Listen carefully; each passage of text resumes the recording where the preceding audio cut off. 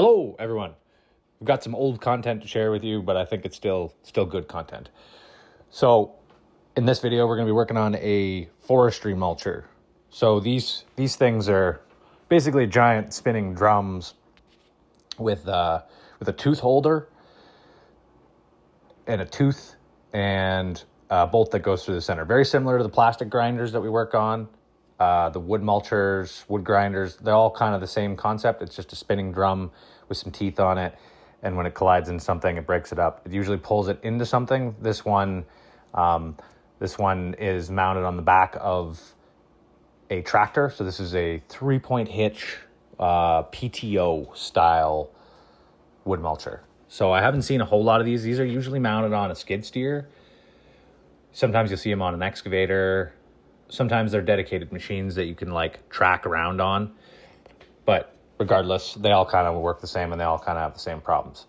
So these teeth that I'm gouging off and beating with a sledgehammer there, they'll either break the consumable tooth off and you replace the consumable tooth. Sometimes there's a washer or what's called a smush plate behind it and a bolt. And then sometimes if that's broken, or if it's a really bad impact, like it hits a big rock or a piece of metal or something, it'll damage the actual holder of the tooth. So that's what we're doing in this one. We just take a carbon arc gouging rod.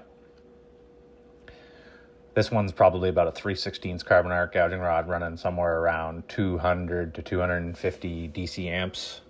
At this point in my career, I was using a Lincoln Electric Commander 300. Big, heavy sucker of a unit, but it worked really good for this kind of stuff.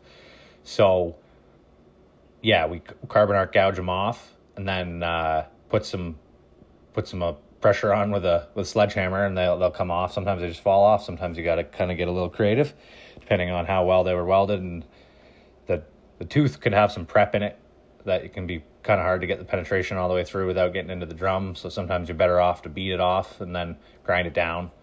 Sometimes you can get away with just destroying the tooth. The goal is to try and do the least amount of welding on the drum itself and not create like undercut or like pockets that you have to kind of fill in excessively. Try not to damage the drum. You're just trying to destroy the tooth holder. Anyways, so yeah, simple kind of the same recipe as we usually do with the crack repairs and the other stuff. We gouge it off, we grind it up, hit it with a needle scaler, hit it with a die grinder, hit it with an angle grinder with a hard stone. Then we weld on the new tooth. This, like I said before, this stuff was recorded about 7 years ago or 6 years ago. I got into this YouTube thing about a year ago or maybe more. So this stuff wasn't made for YouTube, but I'd like to use it and clear up some space on the hard drive, and I think it's good content. So regardless, we're going to use it. And the reason I'm making reference to how old this is you can tell I'm using 70S6 hardwire MIG for this, which I don't think is the best way to do it anymore. I actually remember doing this. The LN25 with this setup worked really, really well at like 28 or 29 volts and like 600 inches a minute. So we were well into spray transfer. And that's how these things are attached from the factory. But I don't agree with how they attach them from the factory. So I don't think that this is the right filler metal for like elongation. Like it doesn't take the abuse nearly as well as a flux core, like an Excel Arc 71 or dual shield, ESAB dual shield wire, like any of the, whatever your flavor of choice is. I think they're not the right, they're the right filler metals, and that hardwire MIG is not, or metal core is not the right flavor for this application. It doesn't have enough elasticity. Like it doesn't stretch, and it doesn't deal with cold weather super well. So I don't know how often you're going to use a forestry mulcher in the wintertime, but it is possible. It is very well possible, especially when you live in Canada and it's winter just like 9 months of the year. So yeah, things freezing cold, spins, hits a rock, breaks off. It's that sharp impact and the cold, it becomes brittle. And then dual shield has like a much more elongation. Like I said, like it stretches like an elastic band a lot more before it breaks. So yeah, this was recorded, but pre me even knowing what that was. That wasn't even a thing when I went to welding school. They didn't even talk about that. I had to learn about that on the internet, and now I use it almost every day. But these are still on there, believe it or not. So it's not like this thing gets used all day, every day. This is a small tool for these guys, comparatively speaking to some of the big equipment they use.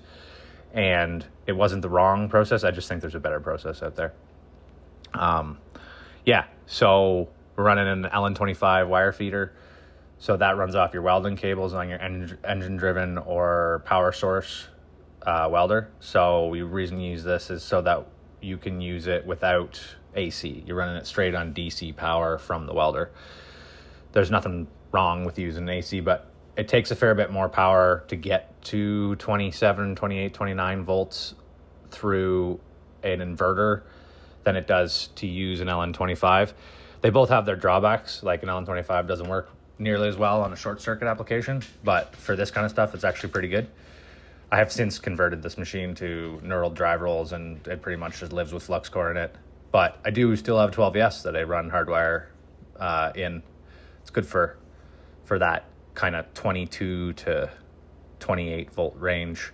I don't really love it for short circuit. I don't find it that great. I find that it doesn't start and stop nearly as well as an inverter. It's not as crisp.